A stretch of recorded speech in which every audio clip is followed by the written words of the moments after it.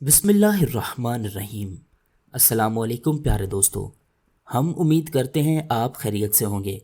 ہماری دعا ہے کہ اللہ پاک ہم سب کو دن رات اپنی نعمتوں، رحمتوں اور برکتوں سے مستفید فرمائے، اور دنیا بھر میں جہاں کوئی بھی مسلمان کسی دکھ، تکلیف یا پریشانی کا شکار ہیں تو اللہ پاک سب کے دکھ، تکلیف اور پریشانیوں کو اپنے فضل اور اپنی رحمت سے دور فرمائے۔ نظر بد یا نظر لگنا ایک قدیم تصور ہے جو دنیا کی مختلف قوموں میں پایا جاتا ہے۔ اسلام کے دور اول میں اسلام کے دشمنوں نے اسلام کو نقصان پہنچانے کے لیے عرب کے ان لوگوں کی خدمات لینے کا ارادہ کیا جو نظر لگانے میں شہرت رکھتے تھے۔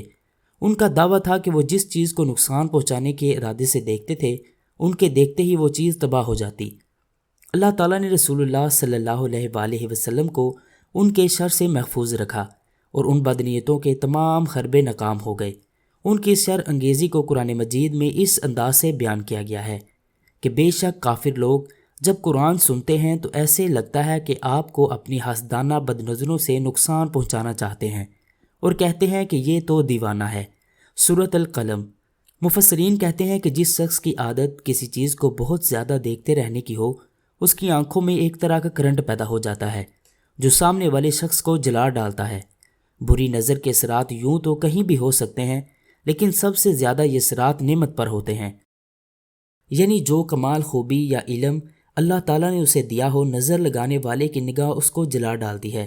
حضور صلی اللہ علیہ وآلہ وسلم نے فرمایا، اللہ تعالیٰ نے سزا اور تقدیر میں جس چیز کا فیصلہ کر دیا ہے، اس کے بعد میری امت میں سب سے زیادہ اموات نظر بد کی وجہ سے ہوں گی۔ نظر بد انسان کو قبر تک اور اونٹ کو ہانڈی تک پہنچا دیتی ہے۔ نظر بد حق ہے، شیاطین اسے حاضر کرتے ہیں اور بنی آدم کے حسد کی وجہ سے ہوتی ہے۔ نظر بد سے اللہ کی پناہ مانگو، کیونکہ نظر بد حق ہے۔ جب تمہیں کوئی چیز اچھی لگے تو اس پر سے نگاہ ہٹا لو اور ماشاء اللہ لا حول ولا قوت الا باللہ پڑھ لو۔ حضرت ام سلمہ رضی اللہ تعالیٰ عنہا سے روایت ہے کہ حضور نبی کریم صلی اللہ علیہ وآلہ وسلم نے میرے گھر میں ایک لڑکی دیکھی جس کے چہرے پر نشانات تھے۔ آپ صلی اللہ علیہ وآلہ وسلم نے فرمایا، اس پر کچھ پڑھ کر دم کرو، اس کو نظر لگ گئی ہے۔ بروایت بخاری شریف، مسلم شریف۔ یعنی سب اللہ کی قدرت کا کرشمہ ہے۔ انسان نہ اپنے آپ کو بڑھا سکتا ہے اور نہ کسی اور کو خوبصورت بنا سکتا ہے۔ بعض مفسرین نے سورۃ القلم کی آخری 3 آیات کی تفسیر میں لکھا ہے کہ آپ صلی اللہ علیہ وآلہ وسلم کا حسن مبارک حضرت یوسف علیہ السلام سے کئی گنا زیادہ تھا۔ ہر روز آپ صلی اللہ علیہ وآلہ وسلم کے حسن کا ایک جلوہ بڑھتا تھا، جیسے جنت الفردوس کی نعمت کا بڑھتا ہے۔ نبی کریم صلی اللہ علیہ وآلہ وسلم کو نظر لگانے کے لیے یہود نے نظر بازوں کو اکٹھا کیا۔ آپ صلی اللہ علیہ وآلہ وسلم منبر پر تشریف فرما تھے۔ وہ سب لائن سے آپ صلی اللہ علیہ وآلہ وسلم کے سامنے کھڑے ہو گئے اور آپ کو دیکھنے لگے۔ آپ صلی اللہ علیہ وآلہ وسلم نظریں نیچے کیے ہوئے منبر سے اترے اور صحابہ اکرام کو اشارہ کیا کہ مجھے لے کر چلو۔ اس وقت آپ صلی اللہ علیہ وآلہ وسلم خود نہیں چل سکتے تھے کیونکہ نظر بد کا اثر ہو چکا تھا۔ اس وقت سورۃ القلم کی آخری 3 آیات نازل ہوئیں۔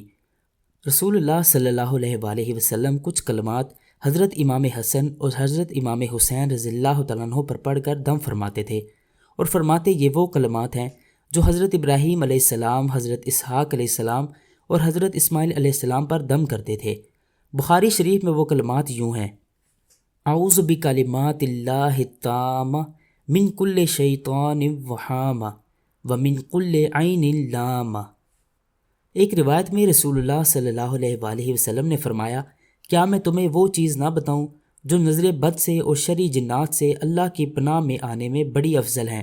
عرض کی، کیوں نہیں یا رسول اللہ صلی اللہ علیہ وآلہ وسلم؟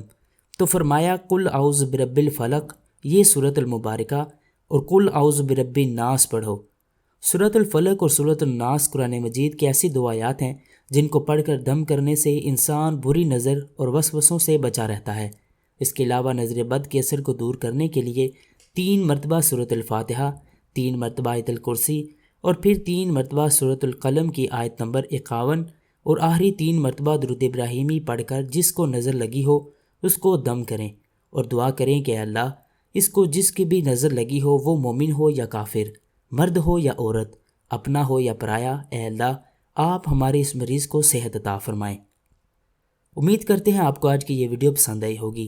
اللہ سے دعا ہے کہ اللہ پاک ہمیں دین کو سمجھنے، اس پر عمل کرنے کی توفیق عطا فرمائے۔